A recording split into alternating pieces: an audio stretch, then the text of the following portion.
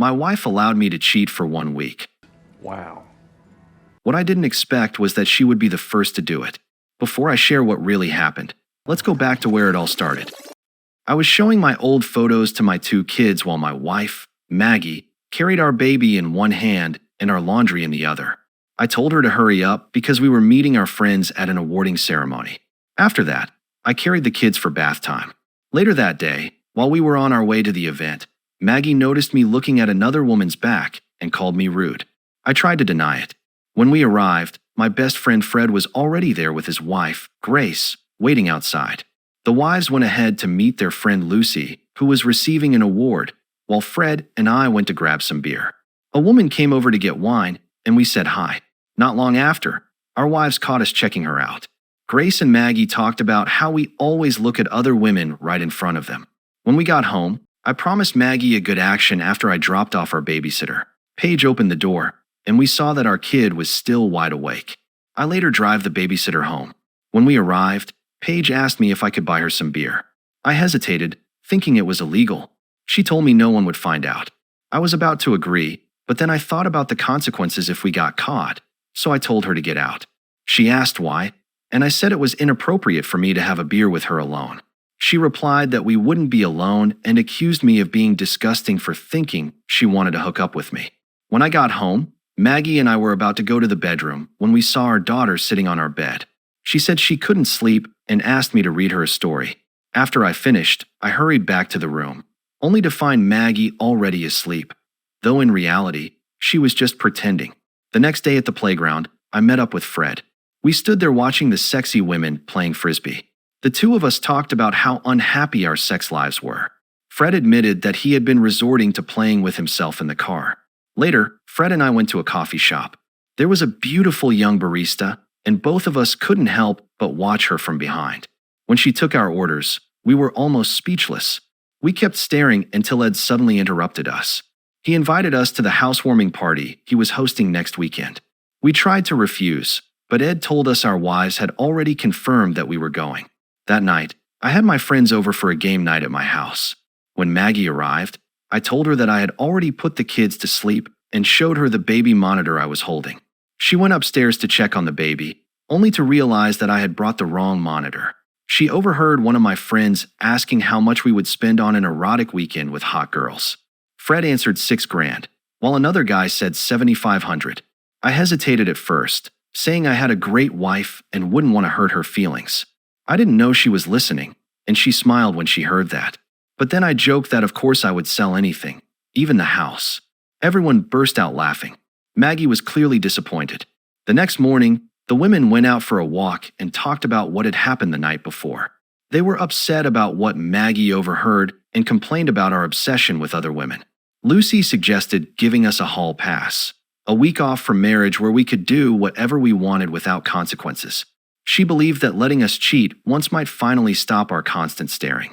Grace challenged Lucy to try it with her own husband first and tell them how it went. Lucy answered that she already had, and that her marriage had been better than ever since. That weekend, we went to Ed's housewarming party. Ed couldn't stop bragging about his luxurious house and gave everyone a full tour. Fred and I somehow got left behind while the others moved on. Eventually, Ed took everyone to his security room, where he showed off how he could monitor the entire house. On the screen, Fred and I were shown talking in one of the rooms. Everyone could hear us as we joked about Ed and his family, even making comments about Ed and his wife's sexual tendencies. The laughter stopped quickly. We were kicked out of the house. On the drive home, Maggie and Fred's wife were both angry and disappointed. They stopped the car and scolded us for being so obsessed with sex. Back at home, Maggie was still furious about my constant habit of looking at other women. She finally decided to give me a hall pass so I could get it out of my system. She told me she would take the kids to her parents' house and come back after a week. The next day, I told Fred about the hall pass. Even then, I felt hesitant. It didn't feel right to me. Fred encouraged me to go through with it and actually use it. Later, Fred tried to pull the same thing with his wife, indirectly asking for a hall pass of his own using reverse psychology. Grace shut him down immediately and told him to stop acting because she wasn't falling for it. Fred used taking out the trash as an excuse so he could sit in his car and play with himself again. 2 police officers caught him in the act. They laughed at him, then arrested him and brought him home. Grace yelled at him inside the house, and, after everything, finally gave him the hall pass. Fred and I started planning how we would use our hall passes. Some of our friends planned to come along just to watch. On the first night, we went out for dinner before heading to a bar. The night went nowhere because we ate too much and ended up completely exhausted. On the second day, we played golf at the resort. Gary brought some cookies and convinced everyone to try them.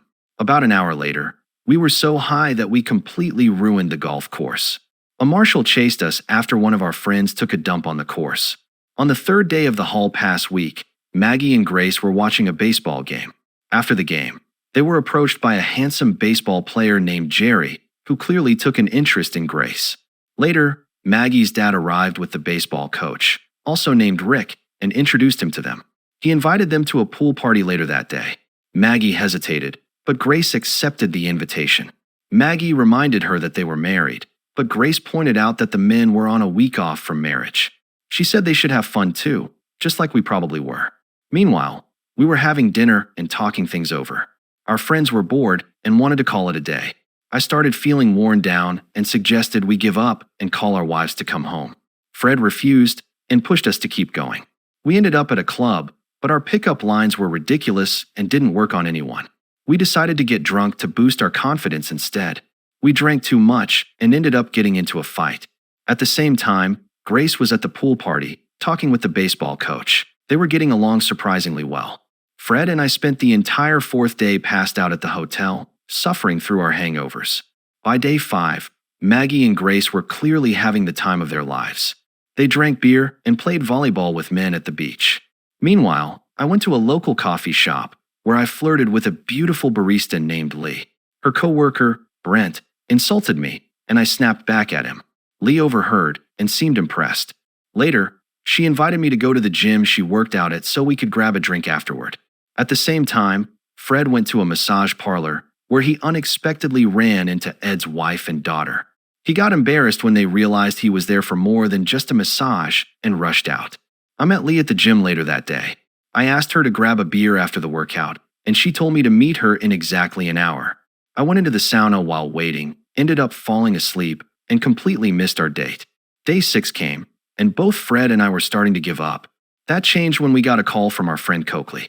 We got excited because we knew Coakley had a way with women. He took us to a bar, and I was impressed watching how easily he could read people.